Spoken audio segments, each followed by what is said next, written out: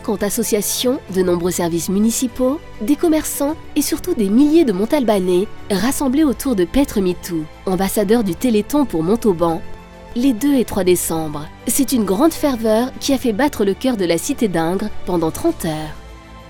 Choisie par l'AFM Téléthon et France Télévisions pour être l'une des 4 villes ambassadrices du Téléthon, Montauban s'est particulièrement mobilisée pour la 30e édition de cet événement solidaire national.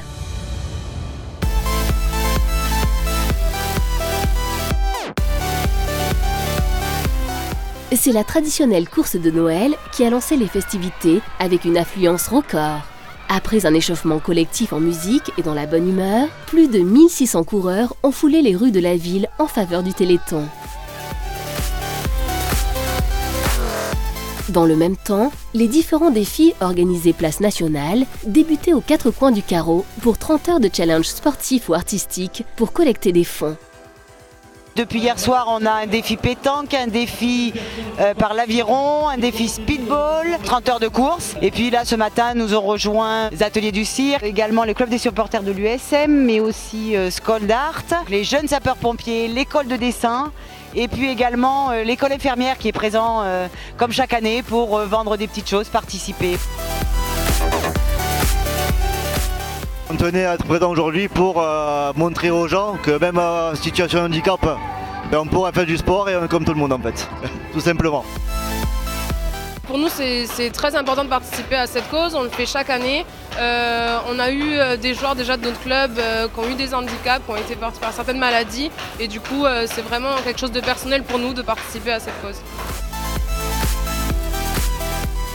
On espère atteindre 250 à 300 km ce soir.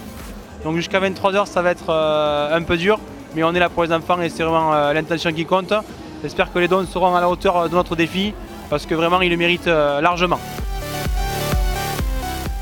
Pour répondre aux défis de cette édition anniversaire du Téléthon et collecter un maximum de dons, Montauban pour la vie a coordonné les actions des nombreuses associations qui ont répondu présentes. Cet événement télévisé cette année nous donne un petit coup de pouce, je pense, pour les années à venir et va nous faire gagner un petit peu de temps, notamment dans l'organisation de l'association, les bénévoles et puis les associations qui se sont fédérées d'ailleurs en masse cette année. On peut les remercier pour ça. À l'heure du bilan, le département de Tarn-et-Garonne peut se féliciter d'enregistrer une cagnotte de plus de 80 000 € de dons, notamment grâce à la générosité et l'implication des Montalbanais. Je dois remercier vraiment Clarisse Land, mon adjointe en charge de la santé, qui a piloté, avec bien sûr les services événementiels de la ville, cette opération. Et je dois dire que ce soir, à l'issue du 2e jour, samedi soir, on peut dire effectivement que le pari est réussi. Et vraiment, je remercie du fond du cœur toutes les associations, tous les particuliers, toutes les personnes, qu'ils soient d'ailleurs des employés de la ville ou qu'ils ne le soient pas, pour avoir fait en sorte que cette fête du Téléthon, à la fois, soit la plus riche possible au niveau, évidemment, des dons, mais qu'en même temps, elle soit riche en termes de fête et de générosité. Je crois que les images qui ont été prises, captées par la télévision, eh bien, sont vraiment absolument exemplaires. Ça a permis de faire rayonner la ville en même temps qu'on faisait une œuvre généreuse.